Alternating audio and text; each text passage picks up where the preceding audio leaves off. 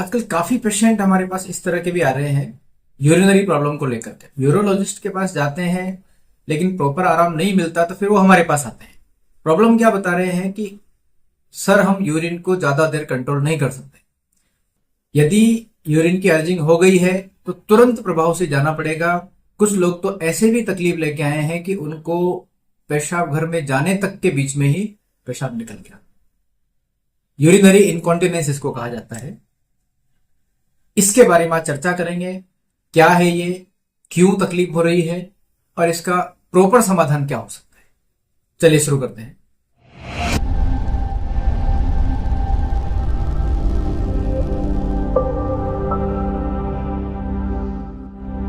सबसे पहले बात करें यूरिनरी इनकॉन्टिनेंस या यूरिन को ज्यादा देर नहीं रोक पाना, ऐसा क्यों हो रहा है।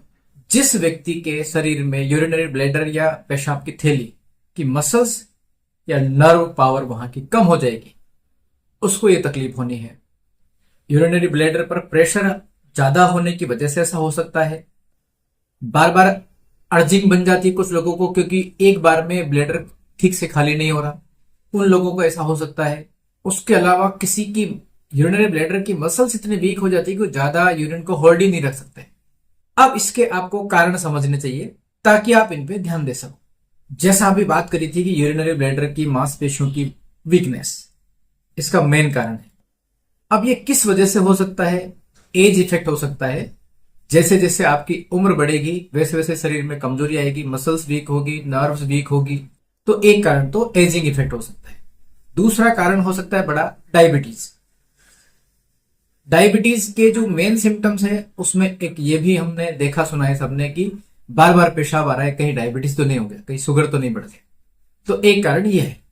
एक कारण है अक्सर कब्ज रहने की शिकायत अगर है तो कब्ज की वजह से आपके एब्डोमेन में भराव रहेगा, गैस बनेगी, वजन रहेगा, तो ब्लैडर पर प्रेशर रहेगा, तो भी ब्लैडर को तकलीफ रहेगी। उस वजह से ये सिम्टम आ सकते हैं। एक एज के बाद जैसे 50-60 के जो एज वाले मेल्स हैं उनमें प्रोस्टेट एनलार्जमेंट की तकलीफ काफी देखने को मिलती है। तो प्रोस्टेट की ग्रंथि अगर बढ़ जाए तो प्रोस्टेट की ग्रंथि के बीच में से जो यूरिनरी ट्रैक्ट आ रहा है, यूरेथ्रा वाला जो पार्ट आ रहा है, उसमें थोड़ा सा दबाव बन जाता है, सिकुड़न आ जाती है।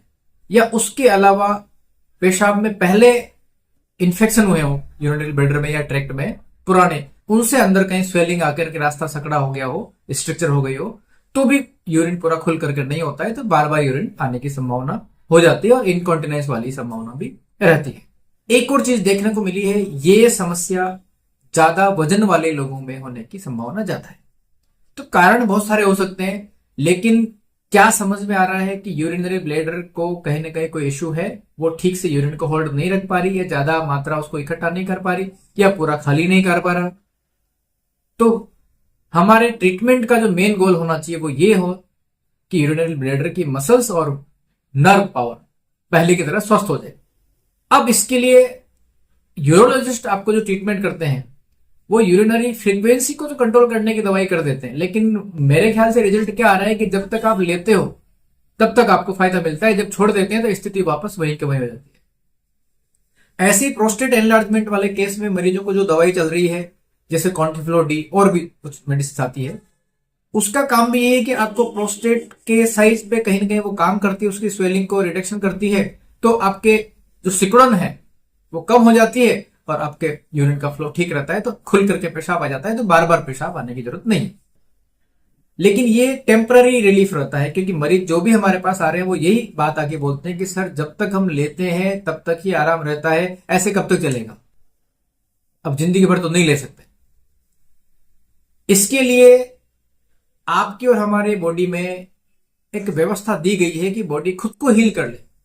आपके ब्लैडर की मसल्स किसी वजह से भी वीक हो गई हो, पुराने इन्फेक्शन से हुई हो, या आपके शरीर में ओवरऑल कमजोरी आ गई उससे हुई हो, कारण कुछ भी रहा हो, लेकिन उसकी स्ट्रेंथ बढ़ने के लिए आपको कुछ तो एक्सरसाइज करनी चाहिए आपके पेल्विक फ्लोर की, जैसे कीगल एक्सरसाइज है। उसके अलावा और भी योग व्यायाम होते हैं जो यूरिनरी ब्लैडर के आसपास के एरिया की मसल्स को मजबूत करेंगे, तो उससे यूरिनरी ब्लैडर की मसल्स को भी फर्क पड़ेगा, फायदा पहुंचेगा।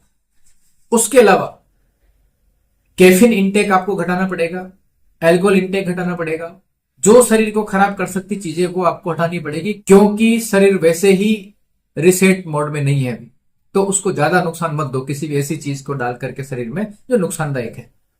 और हम लोग करते हैं ट्रीटमेंट होम्योपैथिक से।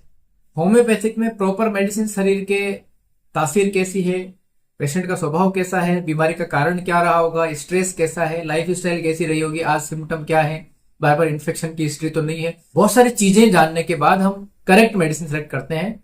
वो मेडिसिन जब तैयार करके देते हैं तो मेडिसिन स्टिमुलेट करेगी, अंदर की उस क्षमता पर काम करेगी जो ये संभाल रही थी सभी लोगों के साथ कि भाई यूरिनरी ब्लैडर का स्वास्थ्य ठीक बना रहे, अंदर का जो मेंटेनेंस है उसका, कि वो ताउम्र स्वस्थ काम करता है।